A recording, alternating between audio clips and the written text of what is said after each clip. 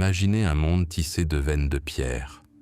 Un monde où des routes rectilignes reliaient les côtes britanniques aux sables de Syrie, où des aqueducs gigantesques acheminaient l'eau pure jusqu'au cœur même de mégapoles de millions d'habitants. Tel était le monde de l'Empire romain, une civilisation bâtie sur l'idéal de la cité. La cité était le centre de tout, pouvoir, commerce, culture, droit. Entre ces murs battait le cœur de l'Empire. Ces forums vibraient des débats des philosophes et des négociations des marchands. Ces amphithéâtres résonnaient des voix de milliers de citoyens. Rome, Alexandrie, Antioche, Carthage, il ne s'agissait pas de simples regroupements de bâtiments, mais d'organismes complexes qui nourrissaient et soutenaient un État colossal. Mais cette époque touchait à sa fin. Le vieux siècle après JC fut témoin du plus grand effondrement de l'histoire occidentale. L'Empire ne mourut pas du jour au lendemain, ni dans les flammes d'une seule bataille décisive. Il se vida de son sang pendant des décennies, rongé par les luttes intestines, les crises économiques et une pression extérieure incessante. Des vagues de peuples que les Romains qualifiaient avec mépris de barbares, Goths, Vandales, Francs, Saxons, franchirent les frontières affaiblies. Ils étaient au moins la cause que le symptôme d'un mal mortel. Lorsque le dernier empereur de l'Empire romain d'Occident fut déposé en 476, l'événement passa presque inaperçu auprès de ses contemporains. La grande machine s'était déjà arrêtée. Et les premières choses qu'elle cessa de soutenir furent ses créations les plus complexes et les plus vulnérables, les villes. Un monde sans ville est arrivé. Ce qui suivit la chute de Rome fut bien plus qu'un simple changement de pouvoir. Ce fut un effondrement civilisationnel. Le système complexe qui avait soutenu la vie urbaine s'écroula. Les aqueducs, ces chefs-d'œuvre d'ingénierie qui exigeaient un entretien constant, se bouchèrent et s'effondrèrent. L'eau cristalline cessa d'alimenter les fontaines et les thermes de la ville, les transformant en marécages fétides et stagnants. Les égouts tombèrent en panne et les rues, jadis pavées et propres, se couvrirent d'immondices et d'ordures, devenant des foyers de maladies. Les grandes voies romaines, les Viae Romanae, empruntées par les légions et les chariots chargés de marchandises venues du monde entier, tombèrent en ruine. Faute d'autorité centrale pour les entretenir, les dalles de pierre se fissurèrent, les ponts s'écroulèrent et les bords des routes furent envahis par la végétation, devenant un repère de bandits. Un voyage de 50 km redevint une entreprise périlleuse et fastidieuse, comme des siècles auparavant. L'économie mondiale qui reliait les provinces s'effondra. Les gens fuyaient les villes. Ils fuyaient la faim, car les approvisionnements en céréales d'Afrique et de Sicile étaient épuisés. Ils fuyaient l'anarchie, car les tribunaux et les légions romaines ne garantissaient plus l'ordre. Ils fuyaient les épidémies. Les villes, jadis symboles de sécurité et de prospérité, se transformèrent en pièges de pierre. La population de Rome, qui avait atteint plus d'1 million d'habitants à son apogée, fut réduite à quelques dizaines de milliers. Une poignée d'individus blottis parmi les ruines majestueuses, tels des fourmis dans le crâne d'un géant. Les forums de marbre, où s'était jadis joué le sort du monde, étaient envahis par les herbes folles et transformés en pâturage pour chèvres. Le Colisée, arène de combat de gladiateurs, devint une carrière et une forteresse pour les clans aristocratiques locaux. Les habitants démantelaient les temples et les palais antiques pour se procurer des matériaux de construction pour leur humble masure. L'Europe retournait à son état primitif. La forêt, que les Romains avaient contenue pendant des siècles, reprenait son lente et inexorable progression, engloutissant champs, routes et abords, des villages abandonnés. Le monde devint agraire. La richesse ne se mesurait plus à l'or amassé, mais à la superficie des terres et au nombre de personnes qui les cultivaient. L'horizon du peuple se réduisit aux limites de son village et de la forêt voisine. La vie commença à s'organiser autour du cycle simple et brutal des semailles et des récoltes. La société se hiérarchisa et se replia sur elle-même. Le citoyen romain, doté de droits et protégé par la loi, fut remplacé par le paysan dépendant, qui recherchait la protection d'un guerrier local, un chef, capable de le protéger des raids des voisins ou des bandits. La sécurité en échange de la liberté, telle était la nouvelle monnaie de cette époque. Ce fut la naissance du féodalisme. Le commerce faillit disparaître. Il se réduisit à un troc primitif sur les marchés locaux. Un pot contre un sac de grains, une hache contre une poule. Les pièces de monnaie cessèrent de circuler. Elles étaient thésaurisées comme des trésors, mais n'étaient plus utilisées au quotidien. L'artisanat qui avait prospéré dans les villes déclina. Les secrets de fabrication de la céramique fine, du verre, des mosaïques complexes et même du béton de haute qualité furent perdus pendant des siècles. L'écriture devint l'apanage d'une poignée de prêtres. Pour la grande majorité, le monde redevint muet, empli de superstitions et de craintes des forces de la nature. Mais même dans ce monde en déclin, des étincelles subsistaient. Les monastères et les résidences épiscopales devinrent des îlots d'ordre et de savoir au sein d'un océan de chaos. L'Église, seule organisation pan-européenne à avoir survécu à l'effondrement de l'Empire, préserva les vestiges de la structure administrative romaine et de l'alphabet latin. Les évêques assumèrent souvent les fonctions de gouverneurs de ville, organisant la défense et la distribution de vivres dans les cités où la vie persistait. Dans le calme des scriptoria monastiques, les moines scribes sauvèrent de l'oubli les œuvres d'auteurs antiques, préservant ainsi le fragile lien unissant le passé à l'avenir. L'Europe du début du Moyen Âge était un monde de forêts, de villages et de ruines. Un monde où planait le fantôme de la grande Rome sur des routes envahies par la végétation et des aqueducs délabrés, tel un reproche silencieux et un idéal lointain, presque inaccessible. Les villes telles que l'Antiquité les avait connues avaient disparu. Mais le besoin humain de communication, de commerce et de sécurité, lui, demeurait intact. Au cœur de ce monde agricole fragmenté, les germes étaient déjà semés qui, en quelques siècles, donneraient naissance à un phénomène entièrement nouveau, la ville médiévale. Mais cela prendrait du temps, et ce cheminement commencerait à partir de rien. Début du bloc. Avant de renaître, la ville devait mourir, et elle mourut. Après la chute de Rome, son cœur de pierre cessa d'exister. Les aqueducs qui jadis approvisionnaient en eau des millions d'habitants furent réduits en poussière. Les forums où se jouait le sort du monde furent envahis par les mauvaises herbes.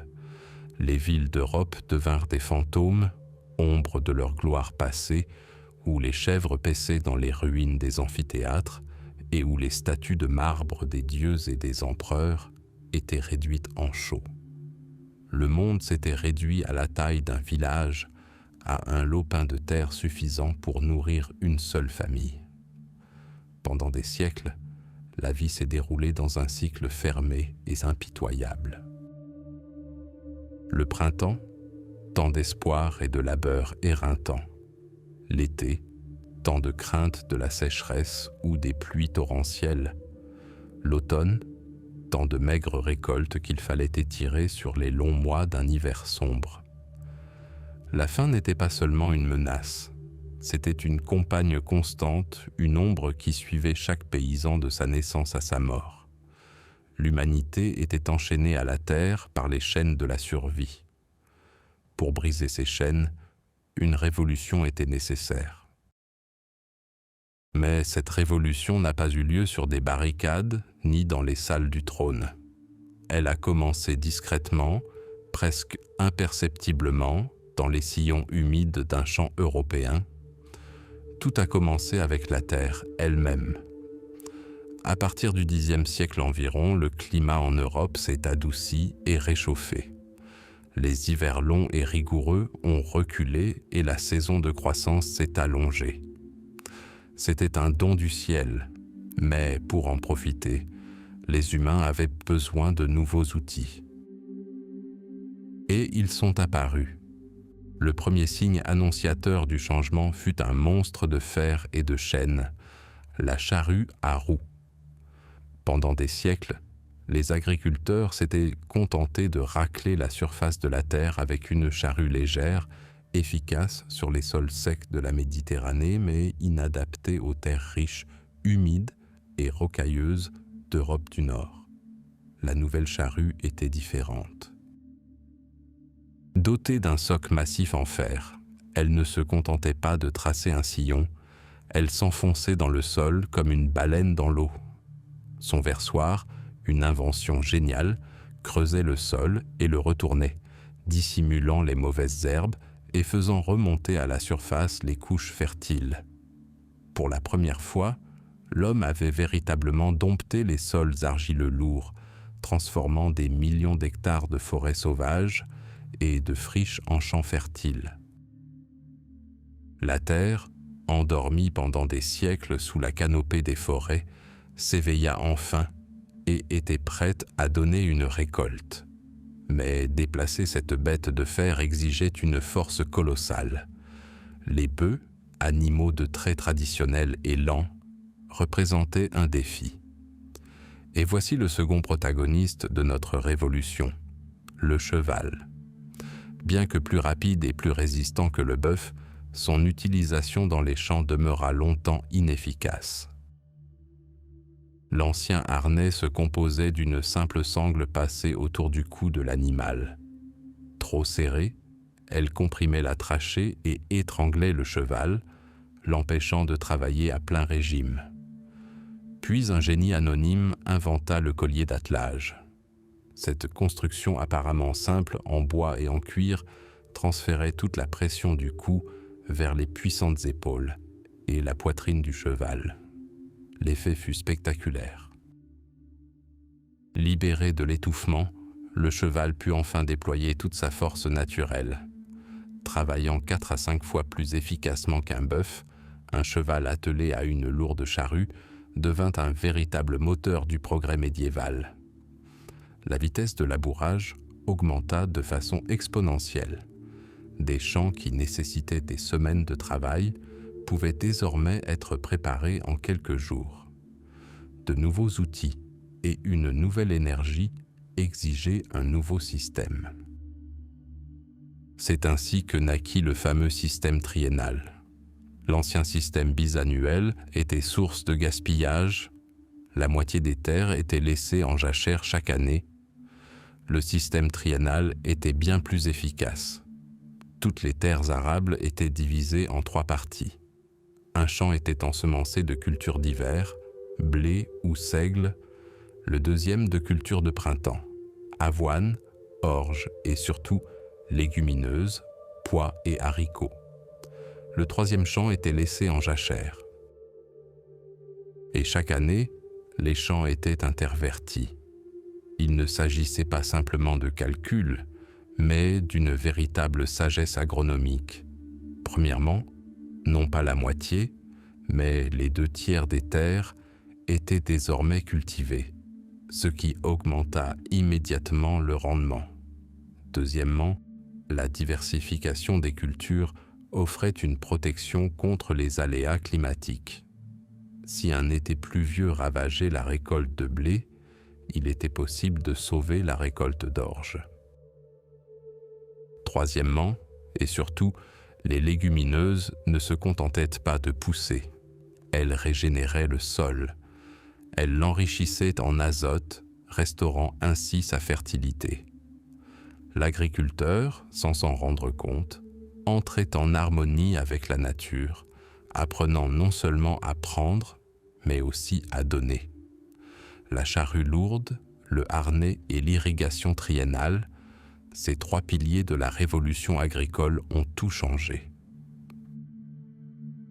Pour la première fois depuis des siècles, les agriculteurs européens ont commencé à produire plus de nourriture que nécessaire à la simple survie de leur famille. Un surplus est apparu.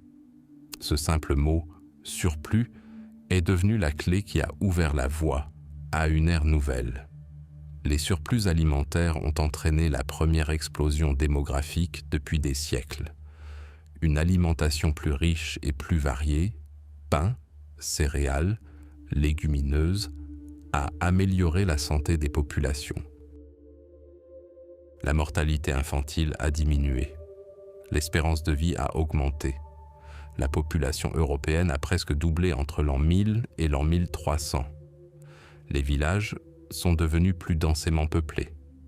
Les pères avaient plus de fils que de terres à hériter. Alors un grand mouvement s'amorce. Le monde, qui semblait éternel et immobile, se met en mouvement. Apparurent des gens superflus, ceux qui n'avaient plus leur place derrière la charrue. Mais désormais, la famine ne les menaçait plus. Après tout, le surplus de grains produit par leurs frères et leurs pères pouvait être acheté ou échangé. Ils pouvaient ainsi se consacrer à d'autres activités que l'agriculture. Le fils d'un paysan pouvait devenir forgeron, ses charrues et ses fers à cheval étant très recherchés dans toute la région. Un autre pouvait devenir potier, un troisième tisserand, un quatrième charpentier. La révolution agricole a engendré une division fondamentale du travail. Pour la première fois depuis l'Antiquité, l'homme pouvait se nourrir sans cultiver la terre. Il pouvait créer des objets, offrir des services et perfectionner son art. Les champs ont nourri l'Europe et libéré des millions de personnes, leur offrant main-d'œuvre et esprit pour de nouvelles entreprises. La terre a donné à l'homme non seulement du pain, mais aussi la liberté de partir. Mais où? Où sont allés ces milliers de fils de paysans sans terre, ces artisans entreprenants et ces marchands itinérants? Ils se dirigèrent vers des carrefours romains abandonnés, des points de passage fluviaux propices, les remparts d'anciennes résidences épiscopales et des forts en ruine. Ils cherchaient un lieu où vivre, travailler et surtout commercer en toute sécurité. Ils ne portaient pas d'épée mais des marteaux, pas de lance mais des écheveaux de laine, pas de bannières mais des sacs de grains. Ils partirent bâtir un monde nouveau, un monde fondé non sur le droit du sang, mais sur le mérite, non sur les serments d'allégeance, mais sur l'argent. Ils partirent bâtir des villes, fin du bloc. Rome était tombée. Ces routes, jadis animées par le piétinement des légions et le grincement des roues des chariots marchands, étaient envahies par les mauvaises herbes et devenaient des sentiers de bandits. Le grand empire, qui avait tenu en échec la moitié du monde, s'était effondré en 1000 fragments en guerre. L'Europe était plongée dans un long crépuscule, où la loi du plus fort régnait en maître et où l'horizon de la vie humaine se réduisait aux limites du village natal. La peur était devenue omniprésente. Peur de la famine, peur de la peste, peur de l'épée d'un Normand, d'un Hongrois, ou simplement d'un voisin déterminé à étendre ses possessions par la force. Dans ce monde brisé et tremblant, le chaos était un océan, et seules 2 sortes d'îles offraient un espoir de salut. 2 piliers sur lesquels, comme des fondations, la civilisation commença à se reconstruire, le château et le monastère. Le premier bâtiment était le château. Non pas un palais élégant de contes de fées, mais un centre de pouvoir rudimentaire et fonctionnel. une forteresse enracinée dans la terre comme une dent de pierre. Ses murs froids et impénétrables répondaient à la question fondamentale de l'époque, la survie. Derrière ces murs vivait le seigneur féodal dont la volonté faisait loi et l'épée son arme la plus redoutable. Lui et sa suite étaient la seule défense des paysans environnants. En cas de raid, le bétail était rassemblé sous les murs et la population s'y réfugiait, espérant y attendre la fin de l'orage. Mais le château était bien plus qu'un simple refuge. C'était un centre de consommation. Le seigneur, sa famille, les guerriers et les serviteurs avaient besoin d'armes et d'armures, de vêtements et d'ustensiles, de pain et de vin. Un paysan pouvait apporter du grain et de la viande, mais qui forgerait un fer à cheval pour un destrier? Qui tannerait le cuir pour le harnais? Qui confectionnerait la robe de la dame avec des tissus importés? C'est ainsi qu'au pied des remparts du château, dans la Posade ou Forburg, commencèrent à s'installer ceux dont le principal outil n'était ni la charrue ni l'épée, mais leurs mains habiles. Le forgeron dont la forge fumait jour et nuit, transformant le métal informe en lame mortelle et en soc de charrue robuste. Le potier, dont les doigts façonnaient l'argile en ustensiles simples mais indispensables, le tisserand, le cordonnier, le sellier, le charpentier. Ils affluaient à l'ombre du château comme des papillons de nuit attirés par la lumière. Voilà un client, puissant et solvable, et voilà une protection, la plus fiable qu'on puisse acheter. En échange de sécurité et d'un marché, l'artisan payait un tribut au seigneur ou effectuait des corvées. Il n'était pas encore libre, mais n'était plus un paysan enchaîné à la terre. Il était le premier germe d'une classe nouvelle. Si un château était le point puissant du monde, un monastère en était l'âme, la mémoire et l'esprit actif. Au-delà des murs de l'abbaye, la vie s'écoulait selon une autre loi, non par la force mais par la règle de saint Benoît qui proclamait « ora et labora », prie et travail, et les moines travaillaient. Ils étaient bien plus que de simples fervents croyants. Ils étaient les meilleurs agronomes de leur temps, asséchant les marais et plantant des vignes sur des coteaux rocailleux. Ils étaient des ingénieurs, construisant des moulins à eau complexes. Ils étaient les gardiens du savoir, copiant non seulement les textes sacrés, mais aussi les œuvres des auteurs classiques dans leurs scriptoria, les sauvant ainsi de l'oubli. Un monastère, à l'instar d'un château, constituait un centre économique majeur. Il possédait de vastes terres, des forêts et des pâturages. Des centaines d'ouvriers étaient nécessaires pour les cultiver. Mais surtout, les monastères, en particulier ceux abritant des reliques vénérées, devenaient des centres de pèlerinage. Des milliers de personnes venues de toute l'Europe, du simple citoyen au roi, s'y rendaient pour vénérer les saintes reliques. Ces pèlerins avaient besoin d'un endroit où loger, de quoi se restaurer et de souvenirs à acheter. Auberges, tavernes et boutiques vendant des bougies, des icônes et des souvenirs fleurirent aux abords des monastères. Les foires monastiques, organisées en même temps que les fêtes religieuses, devinrent des événements cruciaux pour l'économie de régions entières. Des marchands venus de contrées lointaines y affluaient, apportant sel et épices, soieries et fourrures. Une foule multilingue s'y pressait, des accords se concluaient, des fortunes se bâtissaient. Le monastère offrait non seulement un réconfort spirituel, mais aussi une stabilité économique, sanctifiant le commerce par son autorité.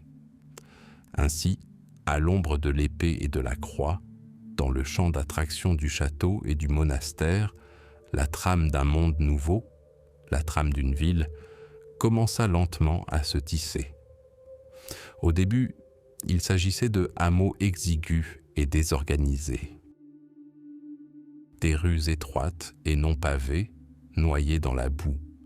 Des maisons de bois, serrées les unes contre les autres, où l'on vivait, travaillait et dormait dans une seule pièce. L'air était saturé de fumée des foyers, des cris des marchands, du martèlement des marteaux et du son incessant des cloches qui planaient au-dessus de tout cela. Mais de ce chaos naquit un nouveau type d'individu, le citadin. Souvent, il s'agissait d'un paysan fugitif qui, après avoir vécu en ville 1 an et 1 jour, accédait à la liberté par une loi non écrite. Le célèbre adage « l'air de la ville libère » n'était pas qu'une simple formule, mais l'essence même des changements en cours. La ville offrait une chance, la chance de s'affranchir d'une dépendance séculaire à la terre et à son seigneur, la chance de vivre non plus de la récolte, mais de son savoir-faire et de son esprit d'entreprise. Ces premières cités n'étaient pas encore des puissances indépendantes. Elles dépendaient entièrement de leur protecteur, le seigneur féodal, laïque ou ecclésiastique. Elles étaient sa source de revenus, son atelier, son arsenal. Mais c'est là, dans ce creuset d'artisanat et de commerce, à l'ombre des châteaux et des monastères, que naquit l'énergie qui, en quelques siècles, allait transformer le visage de l'Europe, défier les seigneurs féodaux eux-mêmes et ouvrir un nouveau chapitre de l'histoire humaine. Les germes de l'avenir furent semés dans ce terreau pauvre mais fertile. Pendant des siècles, un monde lié à la terre et à la foi vécut au rythme des saisons.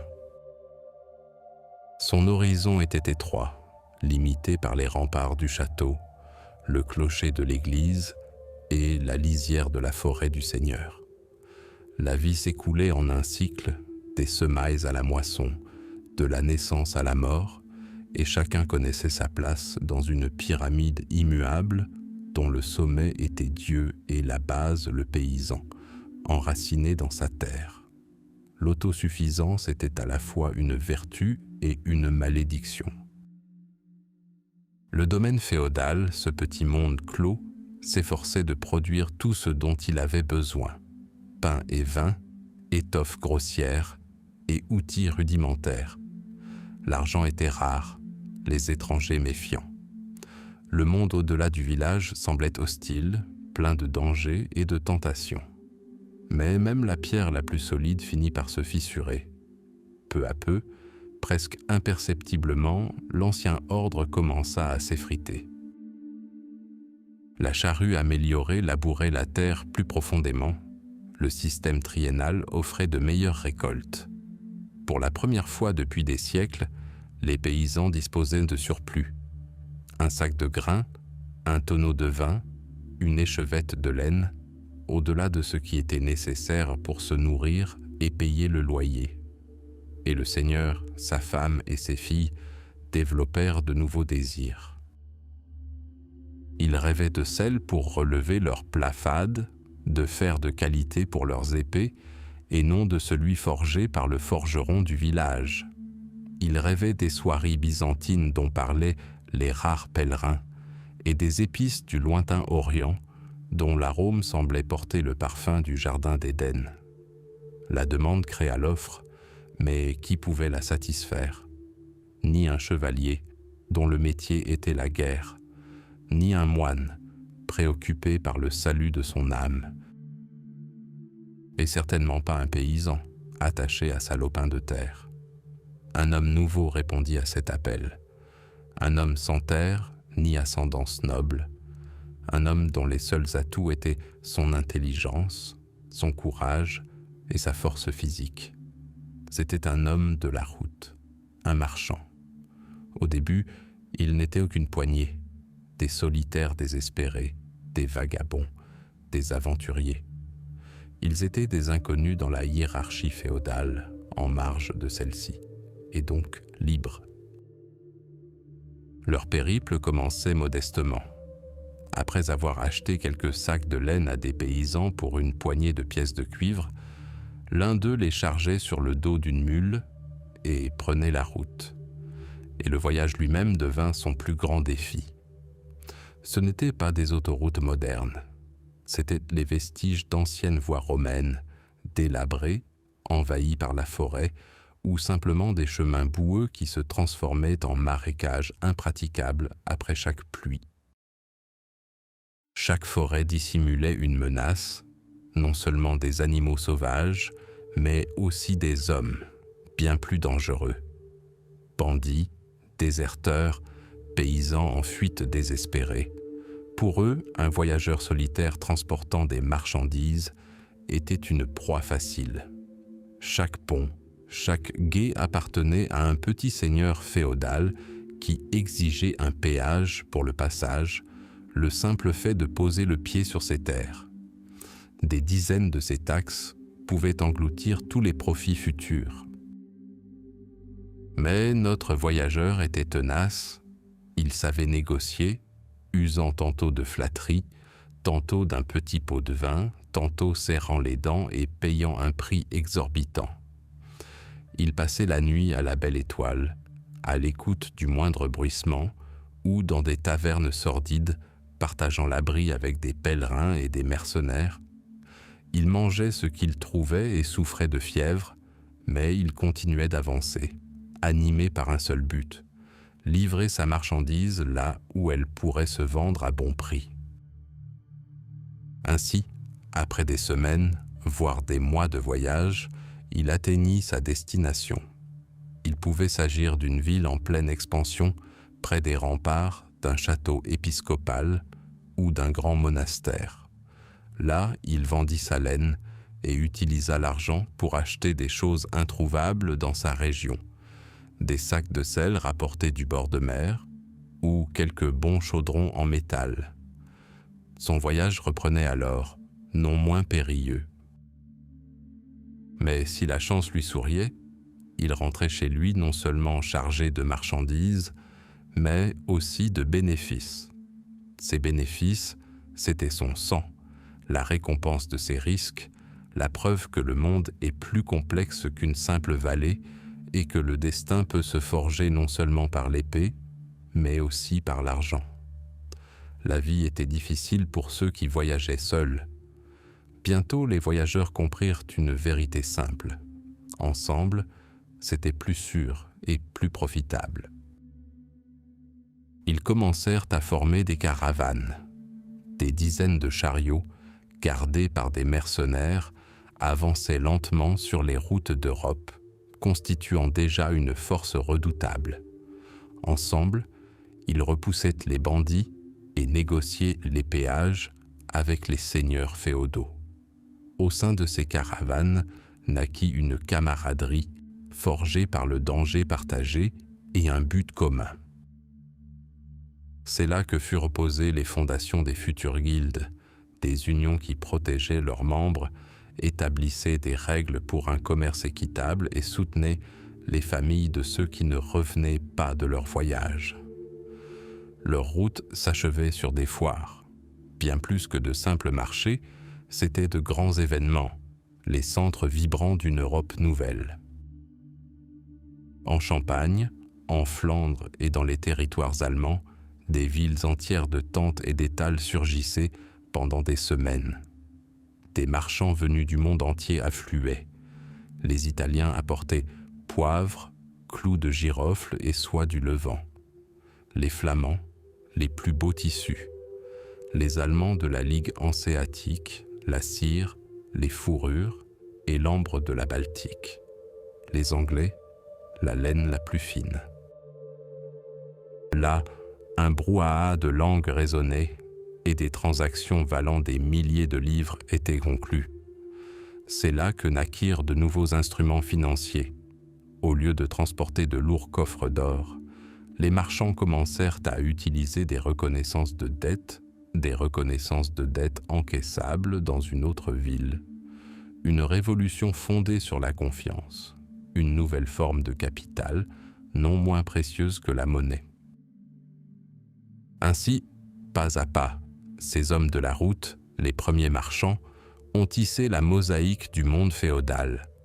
Leurs caravanes étaient les artères où circulait un sang neuf, marchandises, argent, et avec eux, idées, savoir et nouvelles.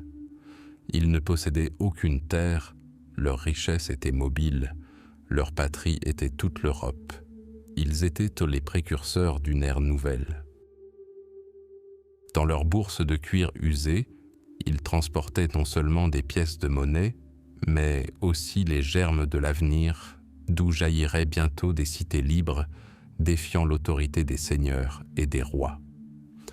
Leur route était longue et périlleuse, mais c'est elle qui a conduit l'Europe des ténèbres du Moyen Âge à une aube nouvelle.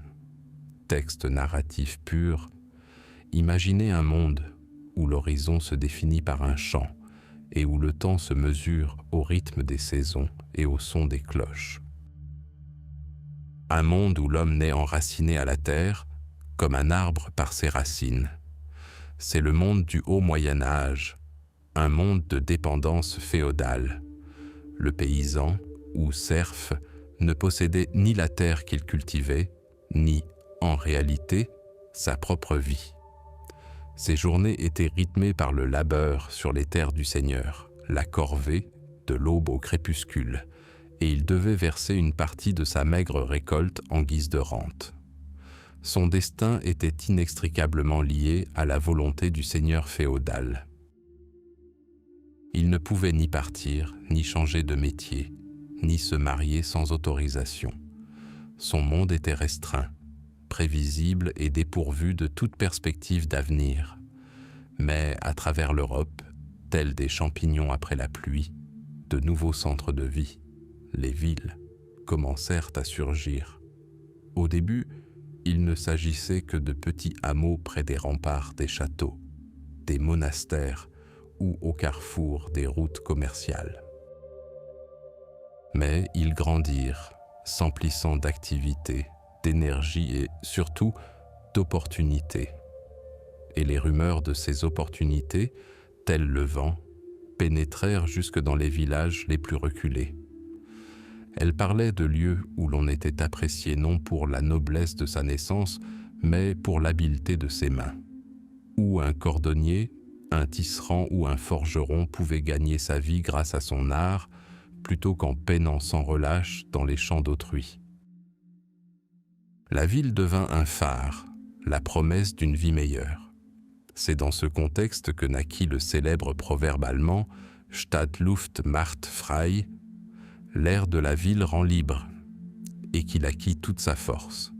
Il ne s'agissait pas de simples belles paroles, ni d'une métaphore poétique. C'était un principe juridique inscrit dans les lois municipales de nombreux pays européens. Son essence était simple et révolutionnaire. Si un paysan dépendant s'échappait de chez son seigneur et parvenait à survivre en ville pendant 1 an et 1 jour sans être repris et ramené, il devenait un homme libre. Tous les droits féodaux sur lui étaient abolis. Il cessait d'être la propriété de quelqu'un et devenait un citoyen à part entière, un bourgeois. Imaginez le périple de ce fugitif, un voyage semé d'embûches mortelles.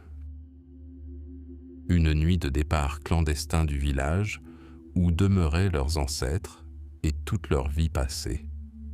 Des jours et des semaines sur les routes, cachés dans les forêts, survivant grâce à ce qu'ils pouvaient trouver, frissonnant au moindre aboiement de chien ou au moindre bruit de sabots. Un seigneur féodal, apprenant la disparition d'un ouvrier, pouvait lancer une chasse à l'homme. Être capturé signifiait non seulement un retour à leur ancienne vie, mais aussi de cruels châtiments, le marquage au fer rouge et des chaînes encore plus terribles. Et enfin, les remparts de la ville apparurent. Non pas une simple barrière, mais le symbole de la frontière entre 2 mondes. Franchissant le seuil des portes, le fugitif pénétra dans une réalité radicalement différente. Un vacarme assourdissant, comme il n'en avait jamais entendu. le grincement de milliers de roues de charrettes, les cris des bonimenteurs, le martèlement de centaines de marteaux dans les ateliers d'artisans, le brouhaha de la foule sur la place du marché. Les odeurs se mêlaient en un cocktail épais et enivrant. L'arôme du pain frais, les épices venues d'outre-mer, l'odeur âcre du cuir tanné, la fumée et les égouts. Ici, tout était en mouvement, tout vibrait de vie. Mais il était trop tôt pour se détendre. La période la plus difficile avait commencé. 1 an et 1 jour. C'était une époque de peur constante. Il devait trouver du travail pour éviter la famine, un endroit où dormir. Chaque jour était une épreuve. Le fugitif scrutait les visages des passants, craignant de reconnaître quelqu'un de sa ville natale qui pourrait le trahir. Entendant un détachement de cavaliers dans la rue, il se cacha dans la ruelle la plus proche, redoutant qu'il s'agisse des hommes de son ancien maître. Cette année était le prix de la liberté, une année vécue sur le fil du rasoir. Pourquoi les villes prenaient-elles de tels risques, accueillant des paysans fugitifs et entrant en conflit avec de puissants seigneurs féodaux? La réponse est simple. Les villes avaient désespérément besoin d'habitants. Une économie en pleine croissance nécessitait de la main-d'œuvre, des bâtisseurs pour ériger de nouveaux remparts et cathédrales, des apprentis dans les ateliers, des dockers au port. La ville vivait de l'artisanat et du commerce, non de l'agriculture. Chaque nouvel habitant était un nouvel artisan, un nouveau contribuable, un nouveau soldat pour la milice municipale qui défendait l'indépendance de la ville. En accordant la liberté, la ville investissait dans sa propre prospérité et sa sécurité. Sa force résidait dans sa population. Et ainsi arriva le 366e jour. Le jour où les chaînes invisibles qui avaient retenu l'homme pendant des décennies se brisèrent en poussière. Le cerf d'hier, cet esclave dépossédé de ses droits, se redressa. Il inspira l'air de la ville, et cet air était véritablement différent. Il était empli non seulement de fumée et des odeurs du marché, mais aussi du parfum de la liberté. Cependant, cette liberté n'était pas synonyme d'anarchie. Devenir citadin n'impliquait pas simplement de se libérer de ses anciennes obligations, on en contractait de nouvelles. On s'intégrait à la communauté urbaine, à la commune.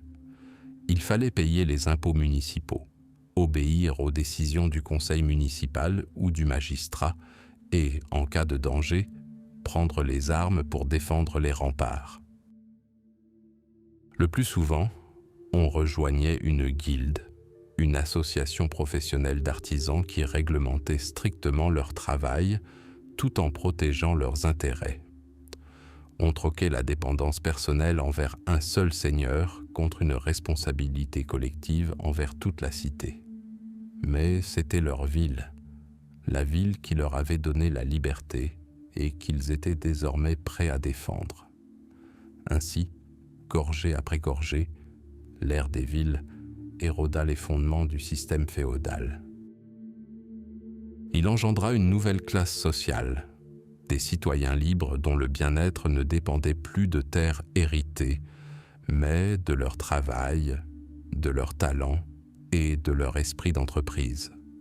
Les villes devinrent des brèches dans le monolithe du monde féodal, des foyers de contestation, des centres de l'économie monétaire et les annonciatrices d'une ère nouvelle. Et tout commença par la décision simple mais incroyablement audacieuse d'un homme, quitter ses champs pour s'aventurer en territoire inconnu vers des horizons lointains, au-delà desquels flottait un parfum de liberté. Écoutez, à travers le bourdonnement de la place du marché et le son des cloches, un autre son se fait entendre, rythmé, insistant, vibrant de vie. C'est le marteau frappant l'enclume, le crissement d'une scie coupant le bois, le bourdonnement régulier d'un métier à tisser. C'est le cœur battant d'une cité médiévale, et ce cœur bat dans des milliers de petits ateliers blottis le long de ruelles étroites et sinueuses. Ici, à l'ombre des remparts, naissait ce qui faisait la richesse d'une ville, sa fierté, son âme. C'est le monde de l'atelier et du maître. Entrons dans l'un de ces ateliers.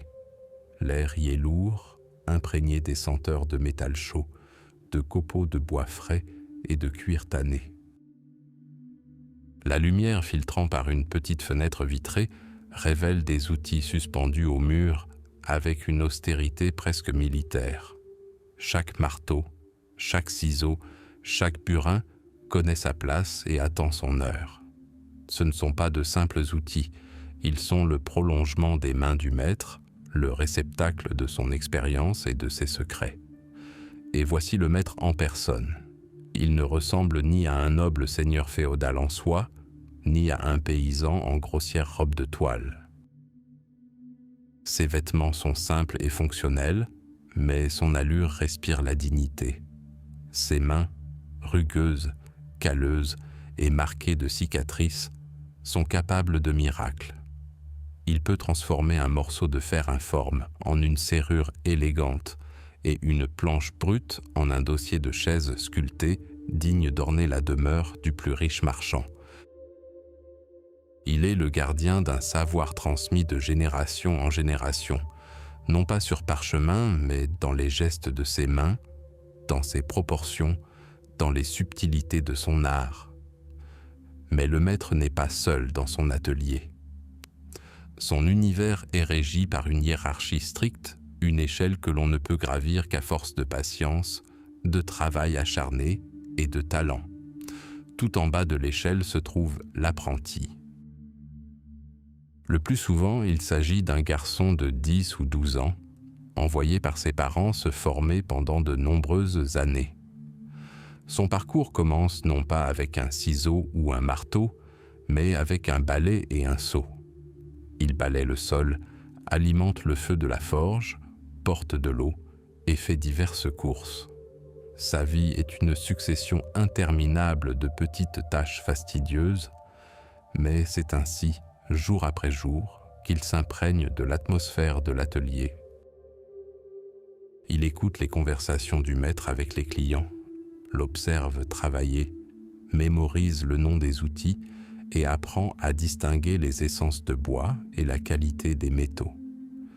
Il est moins un ouvrier qu'une ombre du maître, ses yeux et ses oreilles. Au fil des années, on lui confie peu à peu les opérations les plus simples. Il apprend à tenir l'outil, ses premiers gestes maladroits devenant, avec le temps, assurés et précis. C'est une école exigeante, mais c'est le seul chemin vers le métier. Lorsque l'apprentissage s'achève et que le maître estime que le jeune homme maîtrise les fondamentaux, l'apprenti devient compagnon. Il n'est plus un simple coursier, mais un ouvrier salarié, rémunéré pour son travail. Le terme compagnon vient de l'allemand et signifie garçon errant. Ce n'est pas un hasard. Pour devenir un véritable maître, il lui fallait parcourir le monde. Il rassemblait ses quelques affaires, emportait ses outils et prenait la route. Il voyageait de ville en ville, de pays en pays, travaillant dans divers ateliers. À Milan, il pouvait apprendre de nouvelles techniques de fabrication d'armures. À Bruges, les secrets du tissage des étoffes les plus fines, et à Nuremberg, l'art de créer des jouets mécaniques complexes. C'était une période d'accumulation d'expérience et d'ouverture sur le monde. Il observait le travail des autres artisans, adoptait leurs techniques et perfectionnait son propre art. Après plusieurs années d'errance, l'apprenti revint dans sa ville natale. Il se sentait assez fort pour travailler à son compte.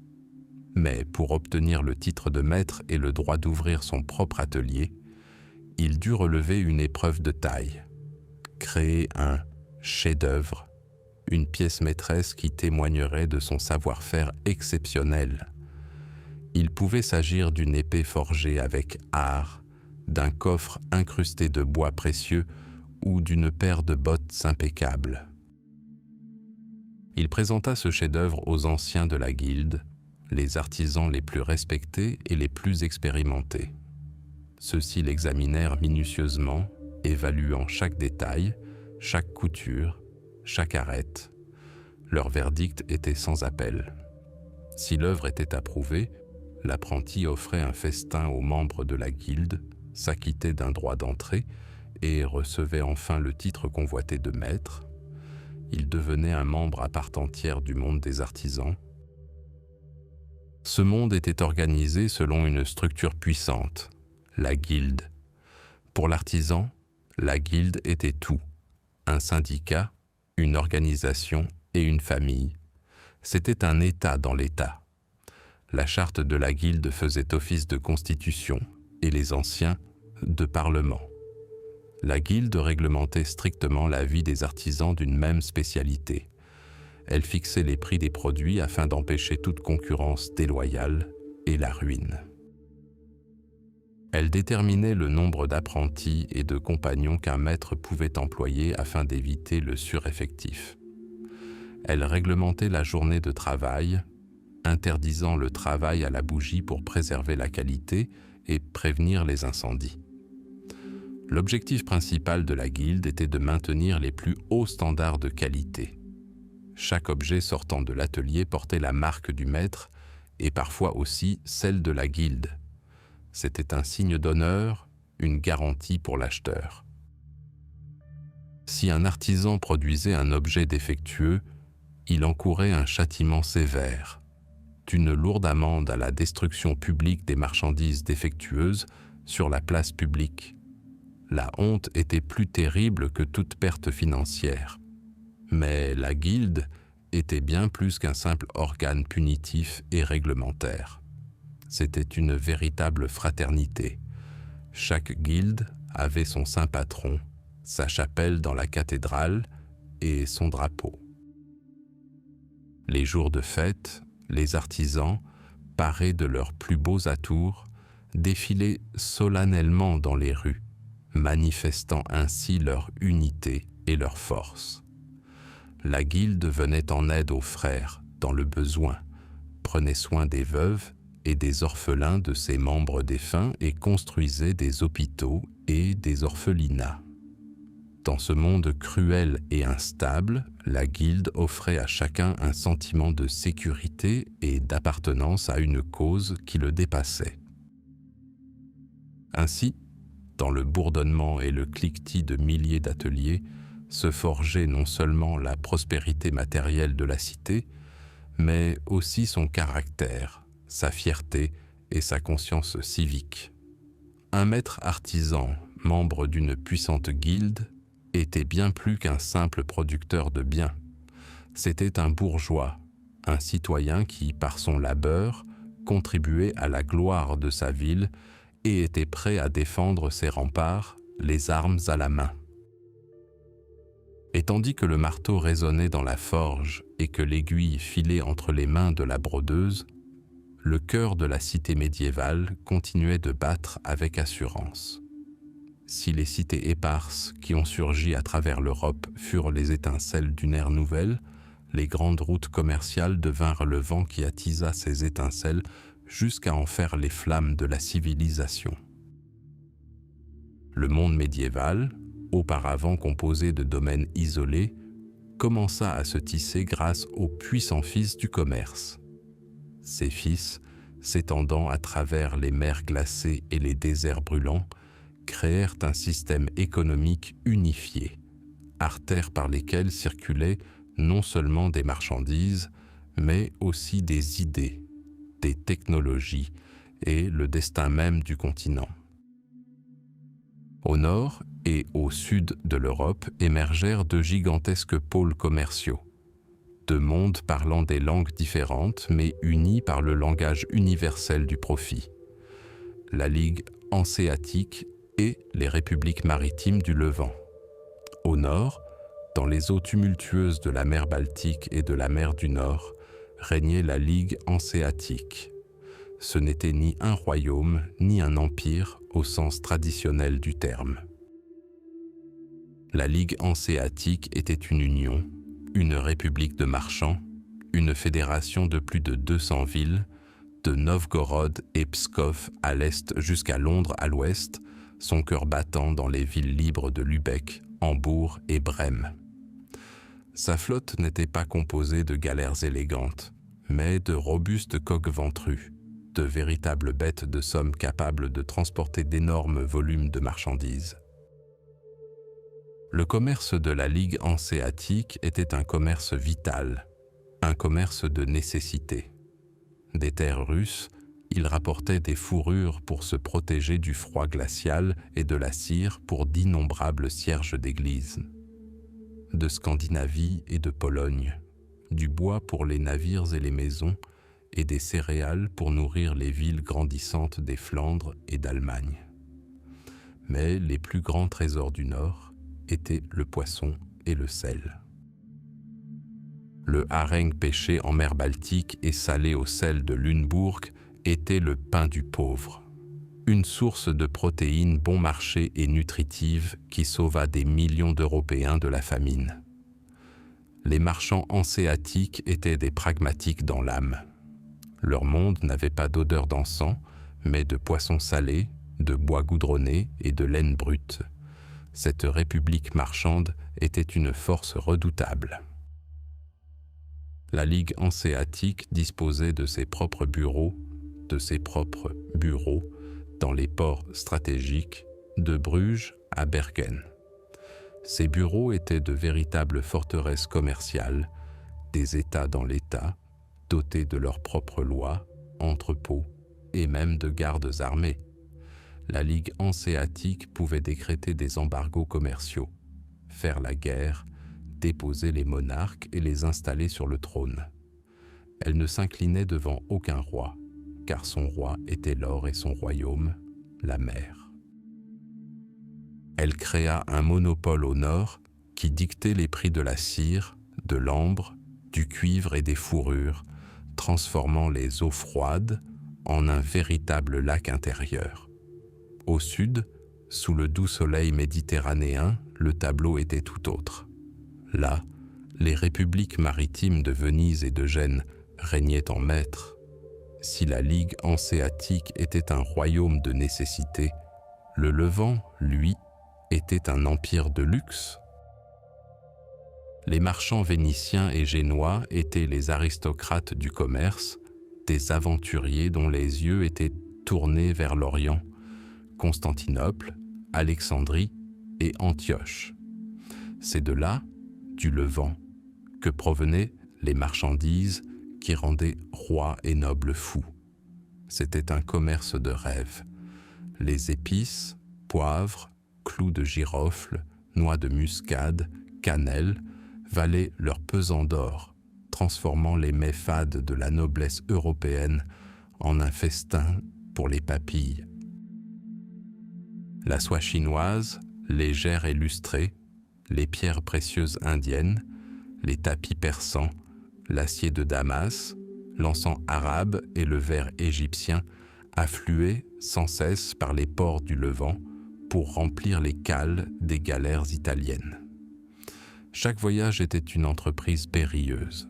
Pirates, tempêtes, maladies et instabilité politique en Orient pouvaient engloutir une fortune entière en un instant. Mais les profits étaient aussi fabuleux, capables de faire d'un simple capitaine l'un des hommes les plus riches de la ville en un seul voyage. Venise, la reine de l'Adriatique, et Gênes, la magnifique, se livrèrent une guerre sans merci pour le contrôle de ces flux de richesses.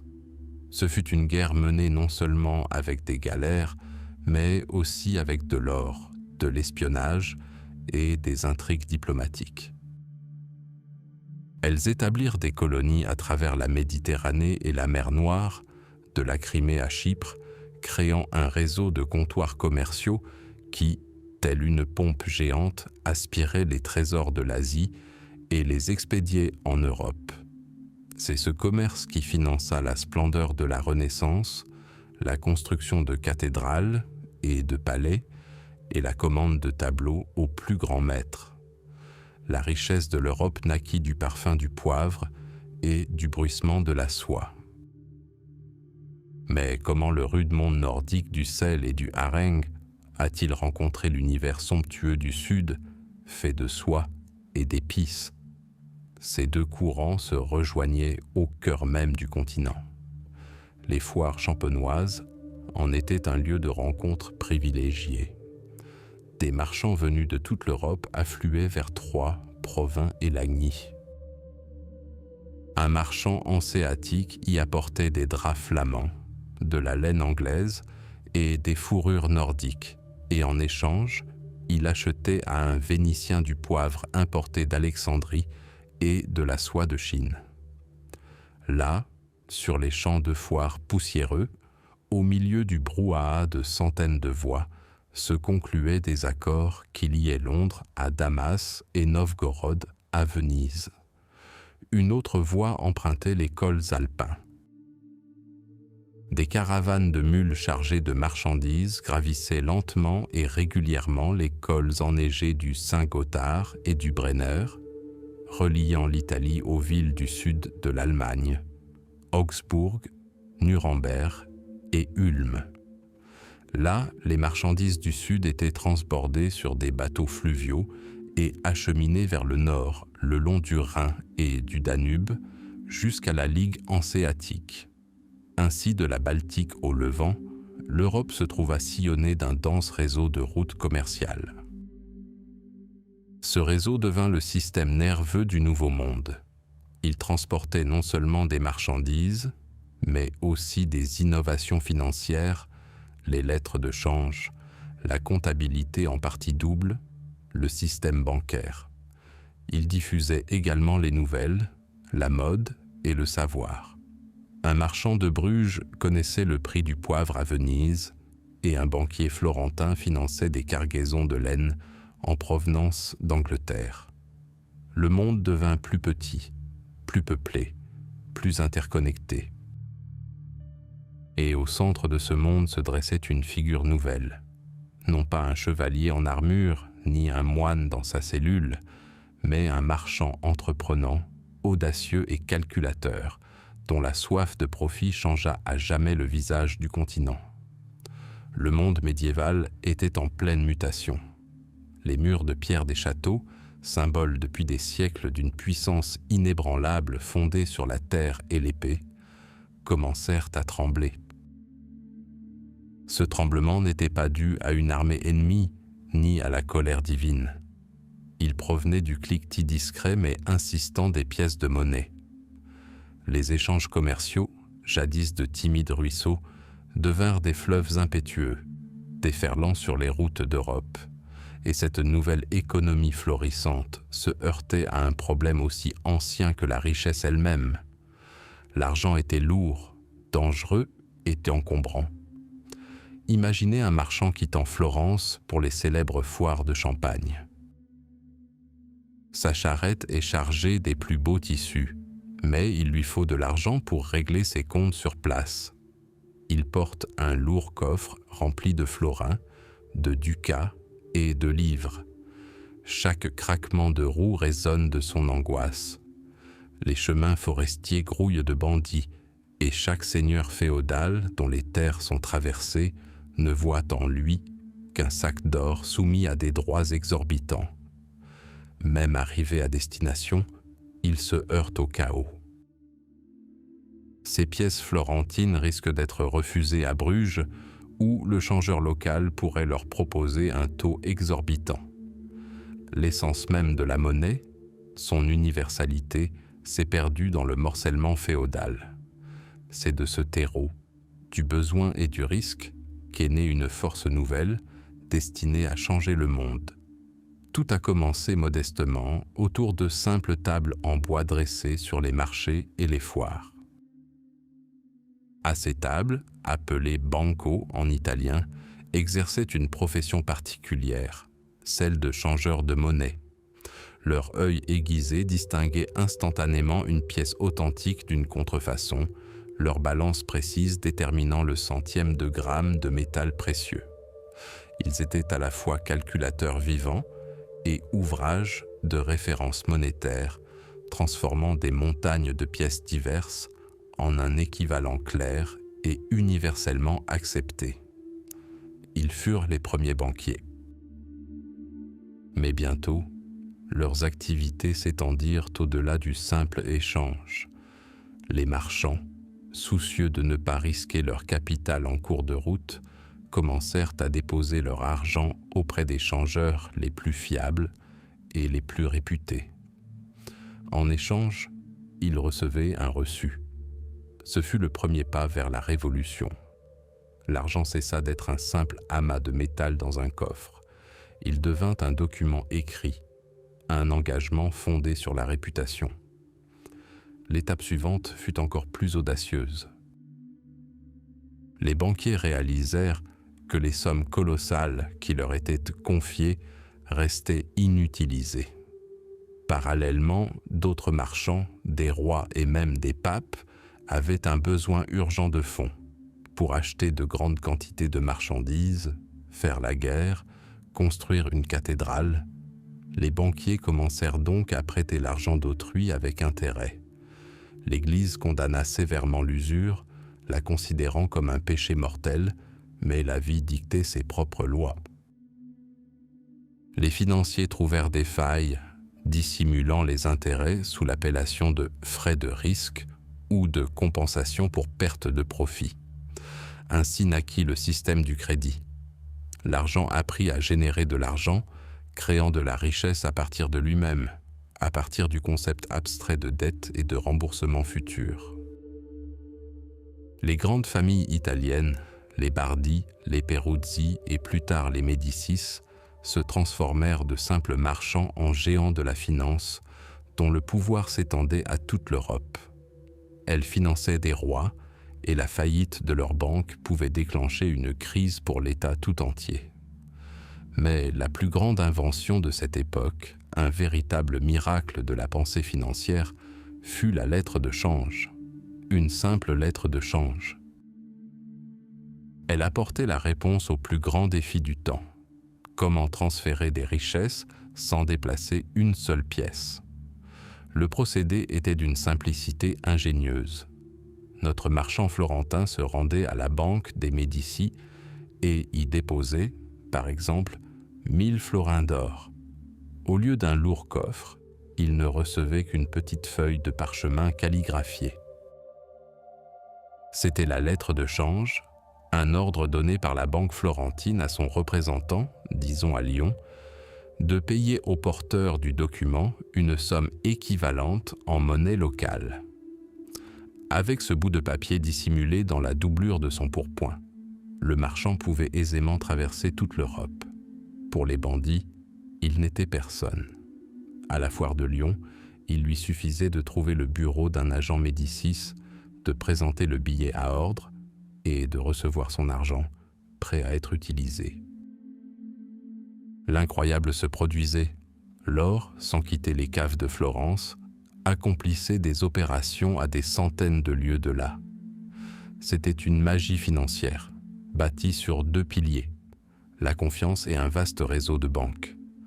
La signature d'un banquier sur un parchemin devenait plus précieuse qu'un coffre d'or, car elle était garantie par la réputation, le système et le pouvoir.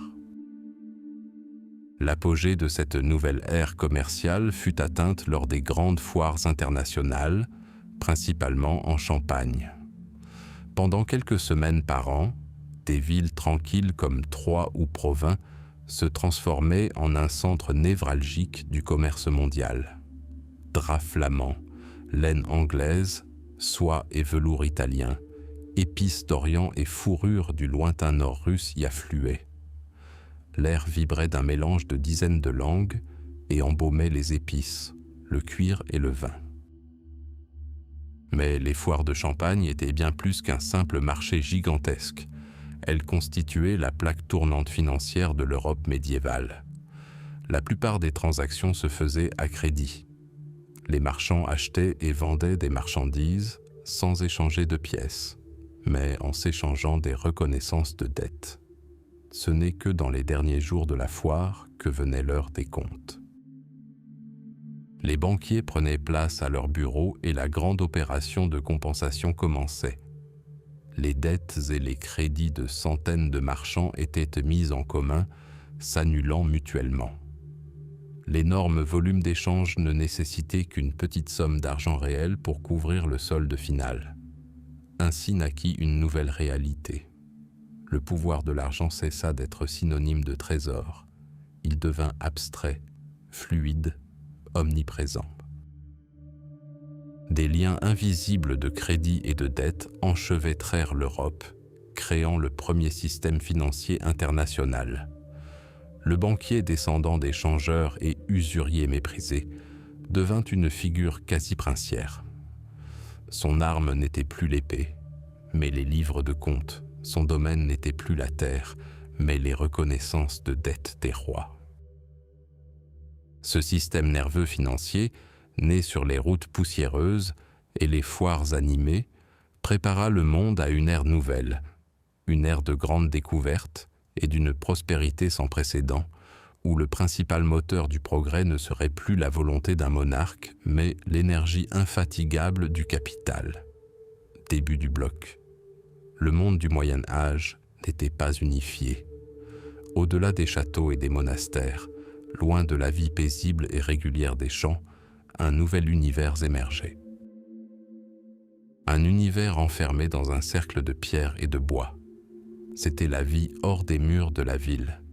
Le mur était bien plus qu'une simple structure défensive. C'était un symbole, une frontière entre deux mondes. Dehors, l'ordre féodal, le pouvoir du seigneur et l'attachement à la terre. Dedans, le grondement de l'ère nouvelle, l'ivresse de la liberté et le danger mortel tapis à chaque pas. Franchir le seuil des portes de la ville signifiait plus qu'un simple changement de lieu. C'était un changement de destin. Dès que les premiers rayons de l'aube caressèrent les flèches de la cathédrale et que les gardes ouvrirent en grinçant les imposantes portes, la ville s'anima d'une vie intense. C'était une symphonie assourdissante, chaotique et envahissante. Le grincement des roues non lubrifiées des charrettes transportant légumes et céréales au marché. Le martèlement monotone d'une forge, où un apprenti en sueur actionnait le soufflet.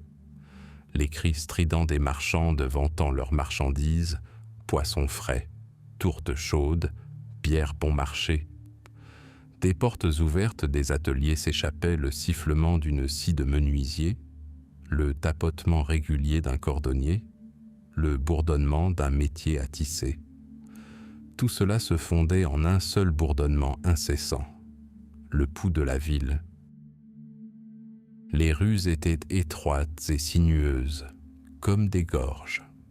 Les étages supérieurs des maisons, construits en bois et en argile, dominaient les rez-de-chaussée, presque collés les uns aux autres, plongeant le pavé dans une pénombre perpétuelle.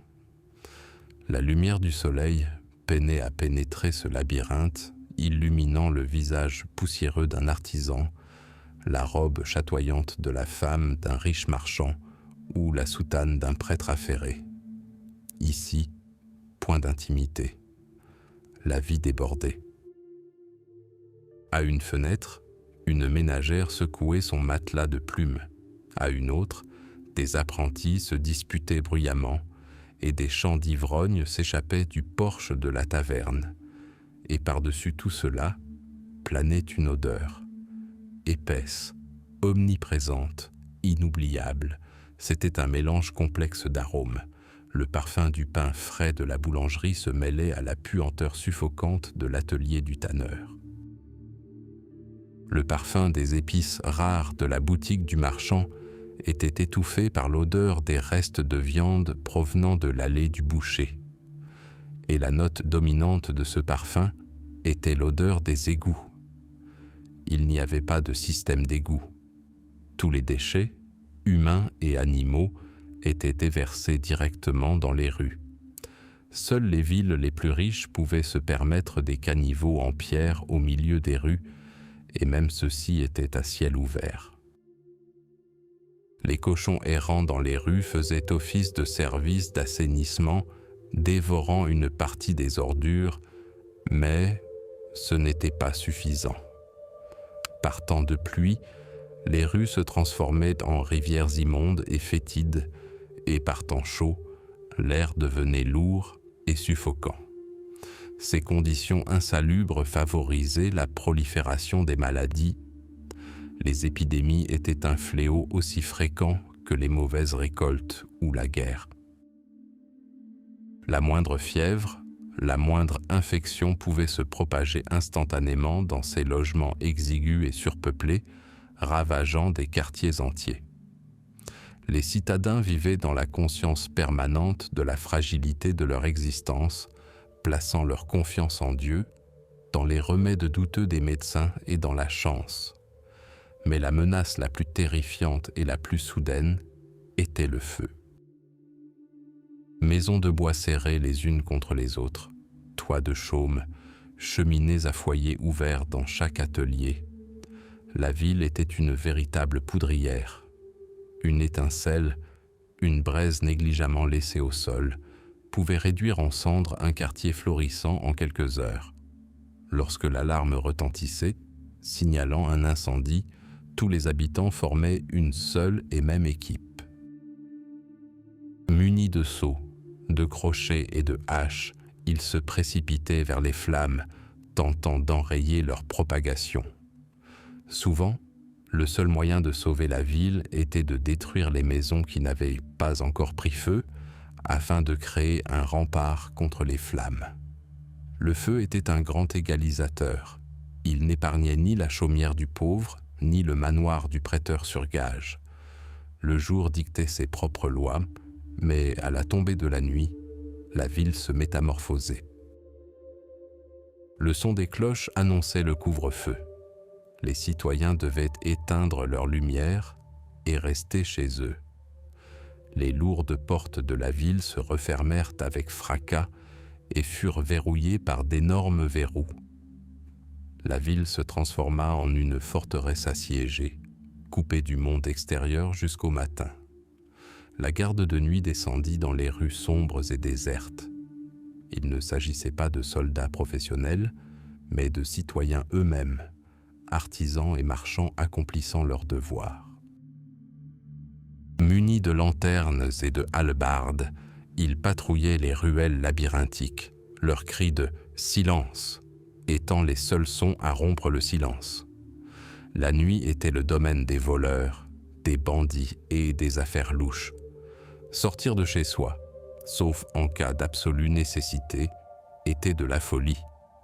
Alors pourquoi les gens affluaient-ils ici, dans ces fourmilières bruyantes, sales et dangereuses?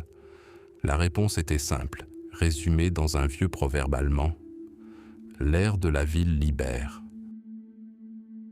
Après avoir vécu 1 an et 1 jour en ville, un paysan fugitif devenait un homme libre. Il n'y avait pas de seigneur féodal ici. Ici, on n'obéissait pas aux caprices d'un seigneur, mais aux lois de la ville et au statut de sa guilde. Ici, la diligence et le talent pouvaient apporter richesse et respect. Un forgeron pouvait devenir chef de guilde, un apprenti pouvait ouvrir son propre atelier, et le fils d'un petit marchand pouvait devenir un puissant marchand dont les navires sillonnaient les mers lointaines. La vie hors des murs de la ville était un combat permanent, un combat contre la saleté, la maladie, le feu et le crime. Mais c'était aussi un combat pour un avenir meilleur, pour le droit de forger son propre destin. Et dans ce combat, dans ce creuset de milliers de volontés et d'ambitions, naquirent un homme nouveau et un monde nouveau, un monde qui, un jour, allait transformer toute l'Europe. Fin du bloc, l'âge d'or de la cité médiévale semblait éternel. Ses remparts de pierre la protégeaient efficacement des ennemis. Les maîtres de guildes étaient fiers de leur métier et l'animation des marchés promettait richesse et prospérité à quiconque était assez intelligent et travailleur. La ville devint le symbole d'une ère nouvelle, un phare de liberté et d'opportunité dans l'océan du féodalisme. Mais ce monde radieux, bâti par les mains des marchands et des artisans, se révéla fragile. Le XIVe siècle apporta des épreuves qui mirent d'où sa force à l'épreuve, l'exposèrent aux flammes, la ravagèrent par la peste et la déchirèrent de l'intérieur par la rébellion. Le premier cavalier de l'Apocalypse, l'éternel compagnon de la vie urbaine, était le feu. La cité médiévale était une poudrière prête à exploser. Des rues étroites et sinueuses, où les étages supérieurs des maisons se touchaient presque, plongeaient la ville dans une pénombre perpétuelle. Façades de bois, toits de chaume, réserves de foin et de bois de chauffage empilés dans les cours. Dans chaque maison, un foyer ouvert, dans chaque atelier, une forge, un four, une flamme. Le feu était essentiel à la vie, mais il était aussi son pire ennemi. Il a suffi d'une étincelle imprudente, d'un ivrogne laissant tomber une bougie pour que le chaos se déchaîne. Les flammes, emportées par le vent, bondissaient de toit en toit à une vitesse terrifiante. Elles ne se contentaient pas de se déplacer. Elles déferlaient, rugissant et dévorant tout sur leur passage. Le bois craquait comme des os dans les mâchoires d'une bête, les poutres s'effondraient, projetant des colonnes de fumée noire dans le ciel. Le cri paniqué des alarmes résonnait dans toute la ville, mais c'était moins un appel aux armes qu'un cri de désespoir. Les citoyens, armés de seaux et de gaffes, tentaient de résister à la force du feu, mais leurs efforts étaient vains. Ils ne pouvaient que tenter de démolir les bâtiments voisins, créant des brèches dans le brasier, sacrifiant une partie de la ville pour sauver le reste. Les grands incendies de Londres, Rouen et Lübeck ont ravagé des quartiers entiers, ne laissant derrière eux que des ruines fumantes et des milliers de sans-abri. Mais après chaque incendie, la ville renaissait de ses cendres, un peu plus sage. Par endroits, les premiers toits de tuiles apparurent, par endroits, les rues s'élargirent. Le feu s'endurcit, mais le pire était encore à venir. Cela venait d'Orient. Au début, ce n'étaient que des rumeurs que les marchands colportaient avec leurs soies et leurs épices, des récits d'une mer mystérieuse et mortelle qui décimait les populations des lointaines contrées de Chine et de la Horde d'Or. Mais en 1347, ces rumeurs prirent forme. Des galères marchandes entrèrent dans les ports de Sicile et de Gênes, leurs cales recelant non seulement des marchandises, mais aussi la mort. Des marins morts ou mourants, couverts de plaies noires, gisaient sur les ponts. L'ennemi invisible avait débarqué. L'Europe n'avait jamais rien connu de tel. Ce n'était pas une guerre où l'ennemi était visible et abattable, c'était la peste noire. La peste se propageait à une vitesse incroyable, suivant les routes commerciales qui, peu de temps auparavant, étaient des artères de prospérité, mais qui étaient désormais des veines chargées de poison. Les villes, surpeuplées et insalubres, devinrent un terreau fertile pour la maladie. Personne n'était épargné, ni le riche marchand dans son palais de pierre, ni le mendiant dans sa massure. Les médecins, masqués comme des becs d'oiseaux et remplis d'herbes, étaient impuissants. Les prières étaient vaines. Les villes, jadis centres de la vie publique, devinrent des royaumes de peur et d'isolement. On s'évitait, les parents abandonnaient leurs enfants malades, les prêtres refusaient de donner la communion aux mourants. Les rues, si animées la veille, étaient désertes. Seul le grincement des charrettes emportant les cadavres pour les jeter dans des fosses communes résonnait. En quelques années seulement, la peste avait décimé entre un tiers et la moitié de la population européenne. Cela n'a pas seulement tué des gens, cela a détruit les fondements mêmes de la société, la foi en Dieu, l'ordre et l'avenir. Lorsque la grande peste s'estompa, elle laissa derrière elle un monde transformé. Un monde où la main-d'œuvre était cruellement rare. Le moment semblait venu pour les paysans et artisans survivants d'exiger de meilleures conditions de travail et des salaires plus élevés. Mais l'ancienne élite, les patriciens, les seigneurs féodaux et les riches maîtres de guildes n'avaient aucune intention de renoncer à son pouvoir et à ses privilèges. Ils tentèrent de légiférer un gel des salaires afin de tout remettre en ordre, comme si de rien n'était. Ce fut la goutte d'eau qui fit déborder le vase. La terre, empoisonnée par la peste et le chagrin, engendra la rébellion. Les tensions sociales qui couvaient depuis des décennies s'embrasèrent avec une vigueur renouvelée. En France, les paysans se soulevèrent lors de la jacquerie et en Angleterre, lors de la révolte de Wat Tyler. Mais les villes n'étaient pas épargnées. À Florence, les cardeurs de laine, les sillons pis, sans corporation ni voix politique, se révoltèrent, réclamant justice et participation à la vie politique de la ville. À Paris et à Gand, les artisans prirent d'assaut les mairies, exigeant l'abolition des impôts injustes. Il ne s'agissait plus d'une simple émeute de la faim. Les survivants de la grande catastrophe sentaient que l'ancien ordre était injuste et corrompu. Ils voyaient la noblesse et les riches se terrer dans leurs châteaux, tandis que le peuple mourait.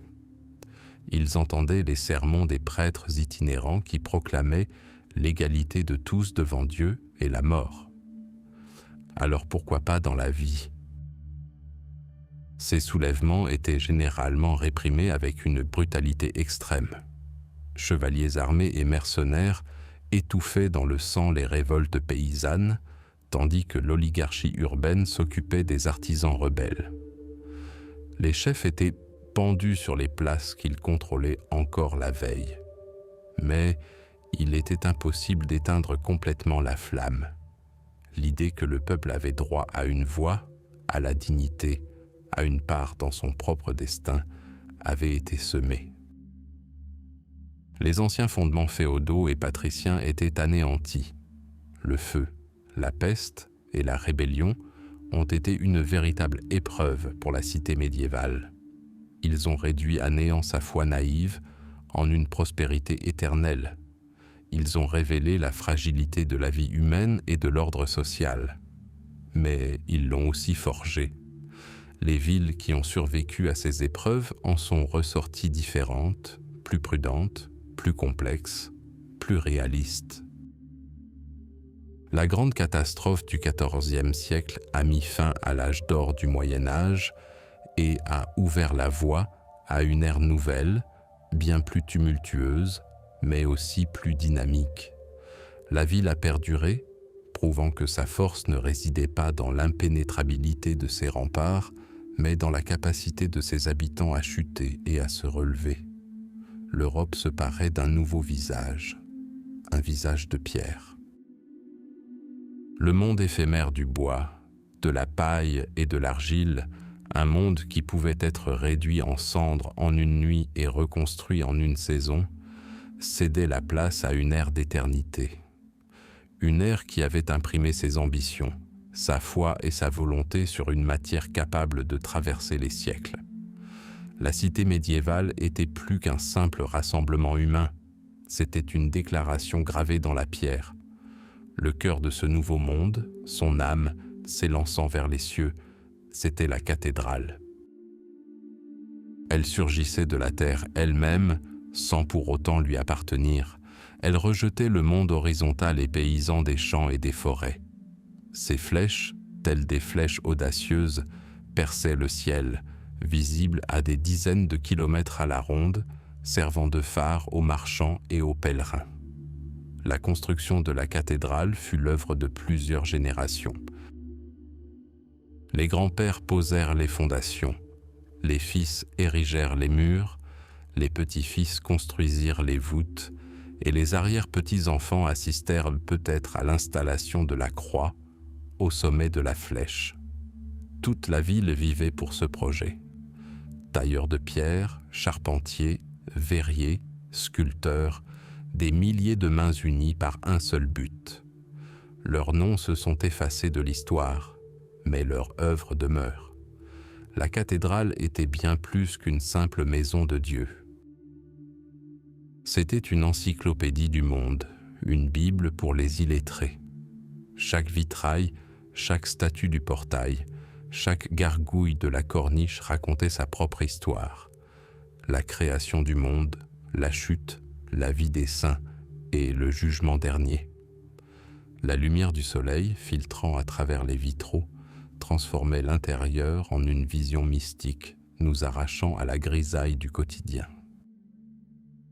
C'était une symphonie de lumière et de pierre, d'une précision mathématique et d'une intensité spirituelle remarquable. Et surtout, elle faisait la fierté des habitants.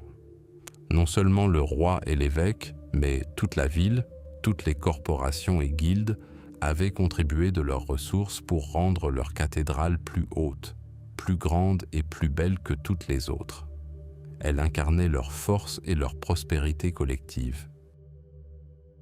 Mais ce visage de pierre n'était pas silencieux et ne se tournait pas uniquement vers le ciel. Il acquit une conscience, et cette conscience devint l'université. Si la cathédrale était l'âme de la ville, l'université en devint le cerveau. La vie tumultueuse des villes, la sophistication croissante du commerce et le développement du droit exigeaient un nouveau type de personnes.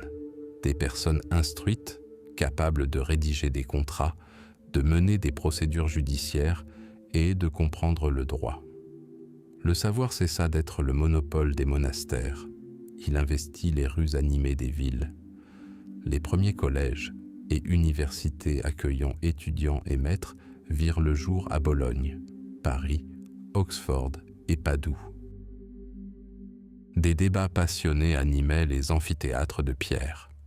Aristote fut redécouvert et l'on débattait de la nature de l'univers, de l'essence du droit et de la structure du corps humain.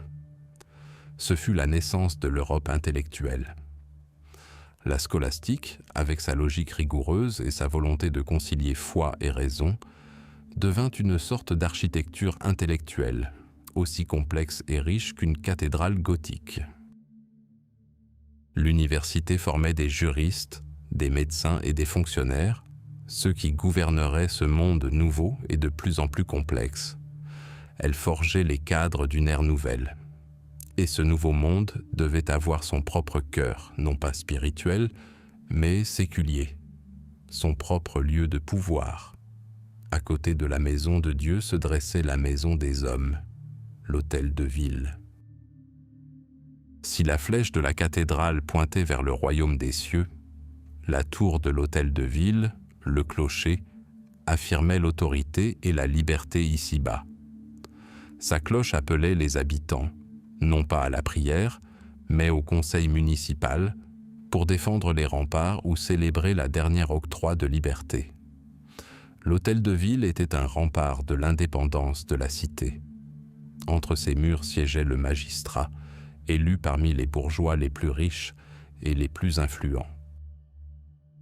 C'est là que la justice était rendue, que le trésor municipal était conservé et que les étalons de poids et mesure, symbole d'un commerce équitable, étaient préservés. Son architecture reflétait sa fonction. Imposante, massive, souvent richement décorée, elle témoignait de la richesse et de la puissance de la ville au même titre que la cathédrale. C'était un point de pierre que la cité pouvait brandir contre tout seigneur féodal qui oserait empiéter sur ses droits. Et tout cela, cathédrale, université, hôtel de ville, demeures de riches marchands et maisons de corporations, était enserré dans un anneau de pierre impénétrable, les remparts. Ce n'était pas qu'une simple fortification défensive, c'était la frontière entre deux mondes. À l'intérieur de ces murs, d'autres lois s'appliquaient, un autre temps s'écoulait. L'ère de la ville libère, disait le proverbe, les remparts incarnaient cette liberté. Leurs portes massives étaient les artères par lesquelles la vie affluait dans la cité. Caravanes chargées de marchandises, flots de paysans se rendant au marché, étudiants vagabonds. Mais ces mêmes portes pouvaient aussi se sceller face à l'ennemi, transformant la ville en une île imprenable au milieu d'un océan féodal. Ainsi, pas à pas, pierre après pierre, l'Europe changea de visage. À la place de villages et de châteaux épars, s'éleva un réseau de centres urbains dynamiques et vibrants. La cathédrale, axe de la foi. L'université, centre de la raison. L'hôtel de ville, foyer de la volonté. Et les remparts, remparts inébranlables, c'était bien plus qu'un simple nouveau style architectural. C'était une nouvelle civilisation, figée dans le granit et le grès. Le visage de pierre de la nouvelle Europe était tourné vers l'avenir, et l'on y discernait déjà les contours des époques futures, la Renaissance, la Réforme et l'époque moderne. Ces fondations étaient apposées pour toujours. Lorsque la poussière des siècles retombe et que l'animation des places de marché et le martèlement des ateliers d'artisans s'estompent dans un passé lointain, une question fondamentale demeure. Qu'a laissé derrière elle la cité médiévale? Quel est son véritable héritage? La réponse dépasse même les espérances les plus folles. L'héritage des bourgeois est bien plus que de simples remparts et des cathédrales gothiques. Il s'agit des plans d'un monde nouveau, de l'aube d'une ère que nous appellerons l'ère moderne. Le Moyen-Âge était avant tout un monde de la terre. Pouvoir, richesse, statut social, tout se mesurait en hectares, en domaines et en récoltes. C'était un monde statique et hiérarchisé, où le destin d'un individu était scellé par sa naissance. Un chevalier naissait pour combattre, un paysan pour labourer. Le temps s'écoulait lentement, rythmé par le cycle des saisons et les fêtes religieuses. Mais au sein des cités, une autre force émergea, une autre mesure de toute chose, l'argent. La monnaie, qui sonne, affranchie de la terre, mobile, fluide, devint le moteur de la nouvelle civilisation. Et celui qui apprit à maîtriser ce flux, le bourgeois, devint l'architecte de l'avenir. C'était un homme d'un genre nouveau. Sa pensée n'était pas façonnée par les serments féodaux d'allégeance ni par les vœux monastiques. Son esprit était aussi aiguisé que le couteau d'un carrossier et aussi précis que la balance d'un changeur de monnaie. Il avait appris à compter, à planifier, à prendre des risques et à prévoir.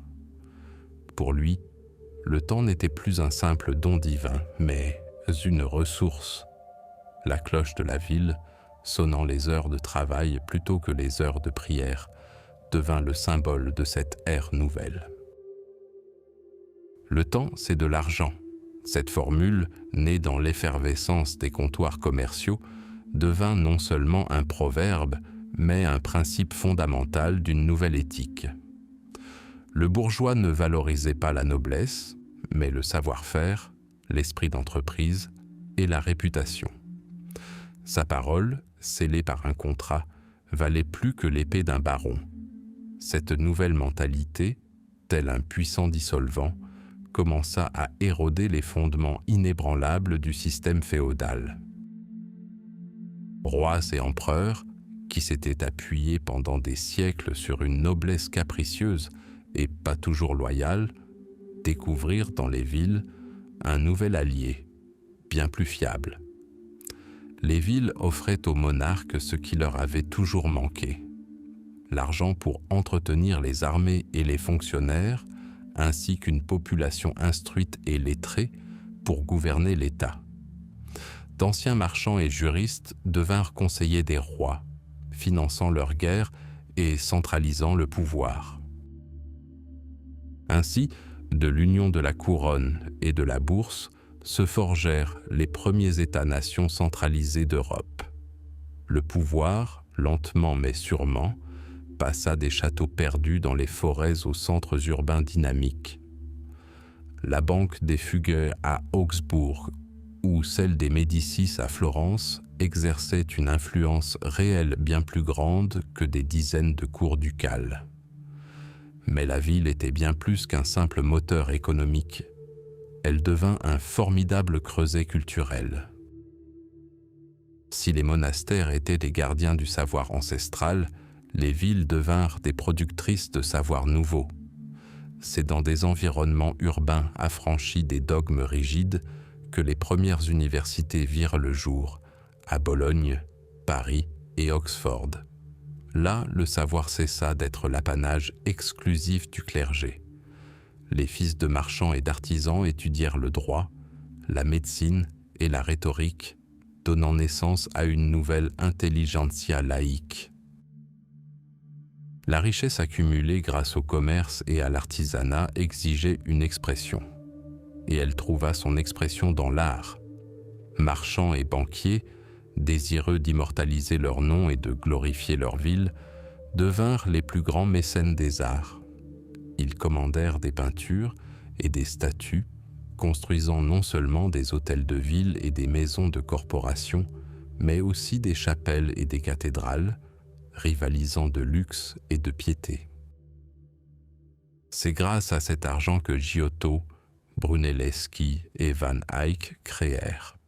La Renaissance, avec son culte de l'humanité, de la raison et du beau, aurait été impossible sans le soutien financier et idéologique du patriciat. Elle naquit non pas dans les châteaux, mais dans les banques de Florence, les chantiers navals de Venise et les comptoirs commerciaux de Bruges. Finalement, la vision du monde de l'humanité se transforma radicalement. Le monde féodal était local, limité à l'horizon de la forêt la plus proche. Le monde du bourgeois était global. Ses intérêts s'étendaient des entrepôts hanséatiques de la Baltique aux marchés, aux épices d'Alexandrie. Il raisonnait en termes de cartes, de routes commerciales et d'équilibre entre l'offre et la demande. Ce besoin de nouveaux marchés, de nouvelles sources de matières premières et d'une voie directe vers les trésors de l'Orient devint le principal moteur des grandes découvertes géographiques. Les navires de Colomb, Magellan et Vasco de Gama furent équipés de fonds provenant d'investisseurs urbains et guidés par des idées nées en milieu urbain. Le calcul, le profit et l'expansion des horizons. La ville médiévale, ayant étendu son influence commerciale à travers le monde connu, finit par repousser ses limites à des frontières sans précédent. Ainsi, à la fin du Moyen Âge, le bourgeois, citadin, légua à l'ère moderne naissante bien plus que de la simple richesse. Il légua les outils même nécessaires à la construction de l'avenir. Une économie capitaliste fondée sur la monnaie et le crédit. L'idée d'un État-nation gouverné par une bureaucratie. Une culture et une science laïque guidée par la recherche rationnelle et, plus important encore, un nouveau type d'individu, sûr de lui, entreprenant, libre et responsable de son propre destin. Les gratte-ciels des mégapoles modernes sont les lointains descendants des clochers gothiques. La Bourse mondiale est l'héritière du modeste établi du changeur de monnaie médiéval. Parlement et constitution sont nés des chartes de liberté que les villes ont conquises au cours des siècles. Inextricablement lié à l'ADN du monde moderne, se trouve un fil tissé dans les ateliers et les marchés bruyants, exigus, mais débordant d'une énergie irrépressible de l'Europe médiévale. L'aube du Nouvel Âge se lève sur les toits des villes.